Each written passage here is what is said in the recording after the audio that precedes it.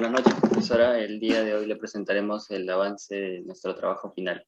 La mente es como el paracaídas, solamente funciona cuando está abierto. Los invito a que abran la mente hacia este tema de Braille grupal y profesional, porque hablaremos de nuestro avance de investigación. Como primer paso para delimitar nuestro tema, elegimos el problema de investigación, que es la violencia familiar. Delimitamos temáticamente por influencia de la pandemia en la violencia familiar. Como límite espacial escogimos países de Latinoamérica. Como límite temporal, desde marzo del 2020 hasta marzo del 2021.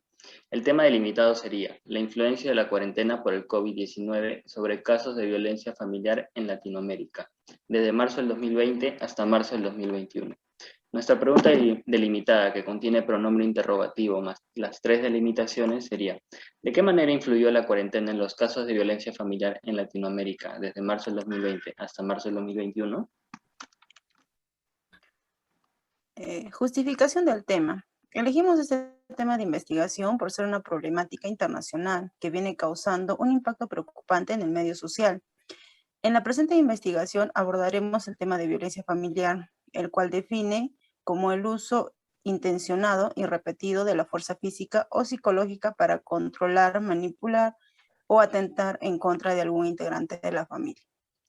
Factores como el encierro, la restricción de movilidad, el estrés, la presión por la situación económica, entre otros, fueron detonantes para el incremento del índice en los casos de violencia familiar en Latinoamérica. A continuación, mis compañeros expondrán las tesis que sustentan nuestra investigación. La primera fuente es un artículo, recuperado de la autora Ana Moreno y Graciela Steins. Titula Mujeres, violencia familiar y consumo de sustancias. Contexto de la epidemia del COVID-19 en México, pensamientos y reflexiones. Idea principal. Factores culturales, pues se cree que estos influyen en el incremento de la violencia, el desconocimiento de los derechos y por último la salud mental del agresor y del violentado. Importancia de la fuente. Esta fuente plantea una serie de factores de riesgo que podrían desencadenar patrones de conductas violentas a las que están sometidas en su gran mayoría mujeres, niños, adolescentes, abuelos e inclusive otros grupos y géneros. Fuente número 2. La fuente es una tesis recuperada por la autora Flores Nina, que por título lleva Frecuencia y factores asociados a la violencia intrafamiliar durante el contexto de la pandemia por el COVID-19. Idea principal. La violencia intrafamiliar es el uso intencional de la fuerza física, amenazas contra uno mismo, otra persona, un grupo o una comunidad que tiene como consecuencia. O es muy probable que tenga como consecuencia un traumatismo, daños psicológicos, problemas de desarrollo o la muerte. Importancia. Esta fuente es importante porque durante la pandemia, uno de los factores que aumentaron en el confinamiento fue la violencia intrafamiliar como psicológico, físico o sexual.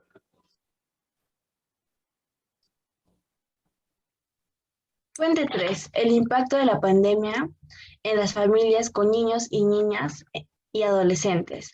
El tipo de fuente es un artículo. Los autores son Fabián y Alejandra. La idea principal es que un grupo de jóvenes activistas quieren parar la violencia contra los niños y adolescentes. Ellas comparten en sus historias con tus amigos, tu familia o en redes más amplias.